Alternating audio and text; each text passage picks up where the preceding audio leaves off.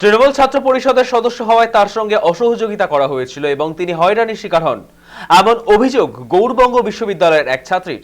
অভিযোগ, নবনীতা দাস নামে ওই পড়ুয়াকে হেনস্থা করেছেন অধ্যাপক বাপি মিশ্র। নবনীতা ওই বিশ্ববিদ্যালয়ের প্রাক্তনী, ইংরেজবাজার শহরের বাসিন্দা তিনি।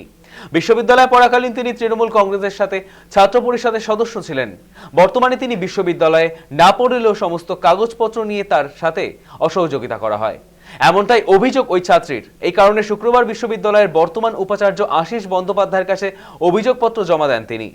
তাতে তিনি জানিয়েছেন, অধ্যাপকের মদত থাকায় তার সহপাঠীরাও তার সঙ্গে অসহযোগিতা করতেন। বিশ্ববিদ্যালয়ের উপাচার্য রাজ্যের মুখ্যমন্ত্রী, রাজ্যপালের কাছে তিনি অভিযোগ জানিয়েছিলেন, কিন্তু তাতেও লাভ হয়নি। উপাচার্য আশিস বন্দ্যোপাধ্যায় জানান, অভিযোগের ভিত্তিতে সংশ্লিষ্ট অধ্যাপকের বিরুদ্ধে তদন্তের নির্দেশ দেওয়া হয়েছে। তদন্তে দোষ প্রমাণিত হলে উপযুক্ত ব্যবস্থা নেওয়া হবে। অন্যদিকে অভিযুক্ত বাপি মিশ্র সমস্ত অভিযোগ অস্বীকার করেছেন। এর মধ্যে রাজনীতির কোনো সম্পর্ক নেই বলেও দাবি তার।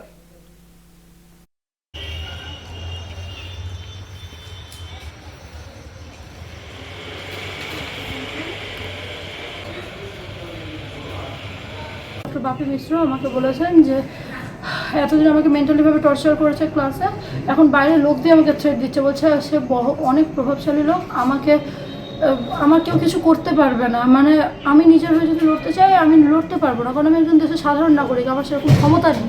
কিন্তু সে অনেক বড় প্রভাবশালী লোক, তার অনেক ক্ষমতা, সে চাইলে আমার অনেক বড় ক্ষতি করে দিতে পারে, সে আমার মায়েরও ক্ষতি করতে পারে, সে আমারও ক্ষতি করতে পারে। তোমাকে কেন হয়রানি করছে? আমি টিএমসিপি করি, তৃণমূল ছাত্র পরিষদ করি, সেই জন্য আমাকে নেত্রীগুলো সম্বোধন করা হয়েছে গোটা ক্লাসের সামনে। কিন্তু এটা তো আমার একটার মধ্যে পড়ে না, গোটা ক্লাসের সামনে আমি যে নেত্রী না কি সেটা তো স্যার এইভাবে আমাকে বলেছিল।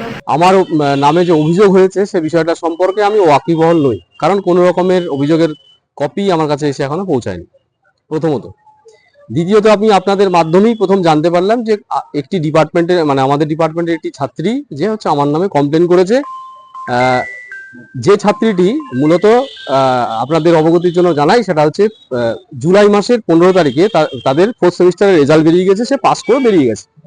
এবার সে হচ্ছে বহিরাগত স্টুডেন্ট, সে পাস আউট স্টুডেন্ট। এবার আমার কাছে একটা অদ্ভুত মজার বিষয় লাগছে, সেটা হচ্ছে যে হঠাৎ করে এই পাস আউট স্টুডেন্ট আমার এগেনস্টে এখন এই মুহূর্তে কমপ্লেন করছে। বিষয়টা আমার কাছে খুব রহস্যজনক মনে হচ্ছে। একটি অভিযোগ আমার কাছে এসেছে, সেটা হচ্ছে এরকম যে আমি নাকি তাকে কোনো একটা রাজনৈতিক দল করতে বিরত রেখেছিলাম, তাকে আমি কাজ করতে দেইনি, রাজনৈতিক দলটা করতে দেইনি। এটা সর্বৈব মিথ্যা কথা। আপনাদের অবগতির জন্য জানাই, সেটা হচ্ছে যে আমি ডিপার্টমেন্টের হেডের দায়িত্বে যতদিন ছিলাম, তো ডিপার্টমেন্টের হেড হিসেবে কাজ করার সময় আমি ডিপার্টমেন্টের শৃঙ্খলা রক্ষার বিষয়টা আমার দায়বদ্ধতার মধ্যেই পড়ে। আমি কিন্তু বিশ্ববিদ্যালয়ে যেটা আমার প্রাথমিক কাজ, সেটা হচ্ছে পড়ানো এবং গবেষণা করা।